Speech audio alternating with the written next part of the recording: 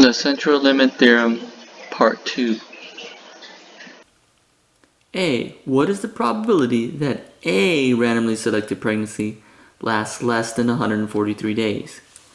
So if you notice, we're looking for the probability of a randomly selected pregnancy, so just one out of the entire population. So we want to find the probability that X is less than 143. Now we have to convert this to a z-score. So we're going to use z equals x minus mu divided by sigma. So let's plug in the values.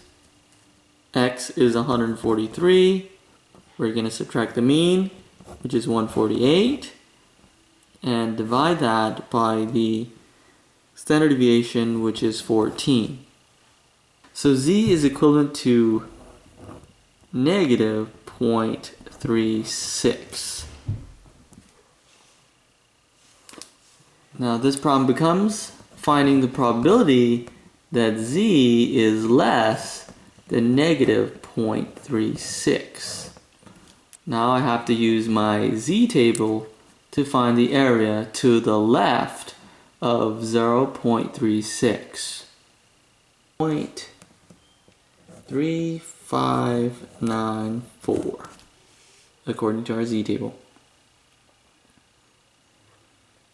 B. What is the probability that a random sample of 20 pregnancies has a mean gestation period of 143 days or less? Now this problem is different because we're selecting 20 pregnancies and calculating the mean for those 20. In part A, we just selected one person from the population.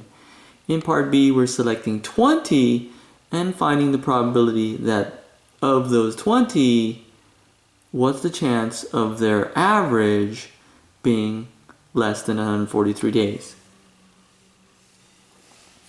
So we want to find the probability that the sample mean of the 20 is going to be less than 143 days. So we need to use the central limit theorem, which states z equals x bar minus mu divided by sigma over the square root of n. So let's plug in the values for x bar, which is 143. We're going to subtract the mean,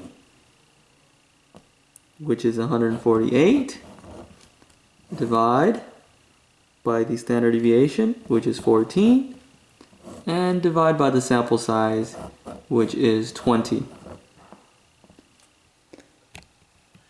This gives us a z-score of negative 1.60. We're going to find the probability that z is less than negative 1.60. And again, we're going to use our z table to calculate this area. So according to our z table, our answer is 0.0548. What is the probability that a random sample of 49 pregnancies has a mean gestation period of 143 days or less? So the difference from part C and part B is we're increasing the sample size. What's the chance if I pick 49 individuals and having their average being less than 143 days? So we want to find the probability that the sample mean is less than 143 days for a sample of 49 individuals selected. So we're going to use the same formula as before. Z equals x bar minus mu over the standard deviation divided by the square root of n. Plugging in the values, x bar is 143, the mean is 148, divided by the standard deviation of 14 over the sample size, in this case the square root of the sample size, which is the square root of 49.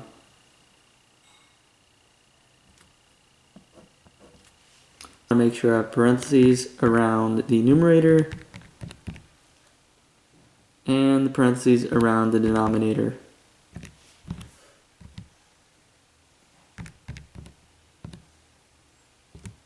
And this gives us a z-score of negative 2.5.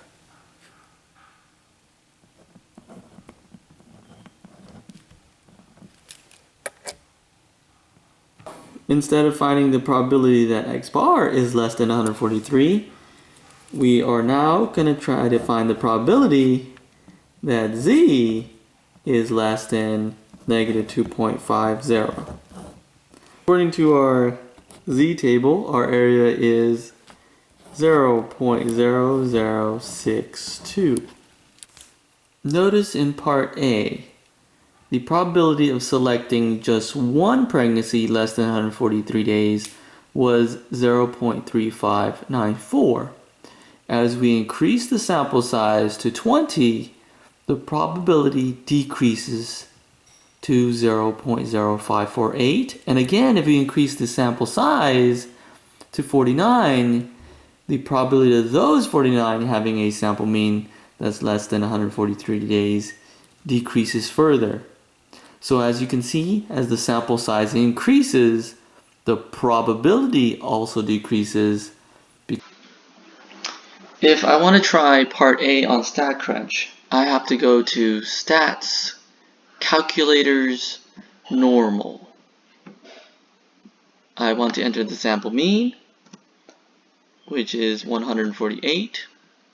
The standard deviation is 14.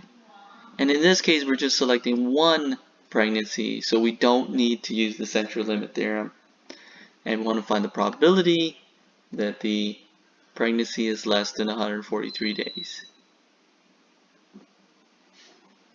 And our solution is 0.3605, which is very close, again, but not exact to the calculation done by hand.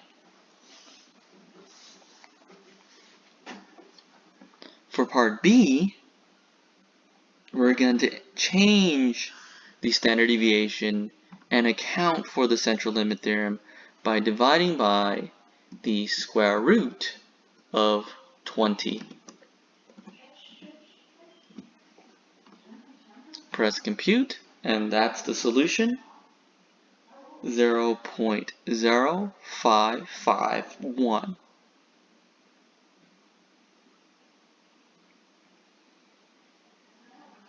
In part C, we're increasing the sample size to 49, so I'm going to replace the 20 by 49, and this gives us a probability of 0.062.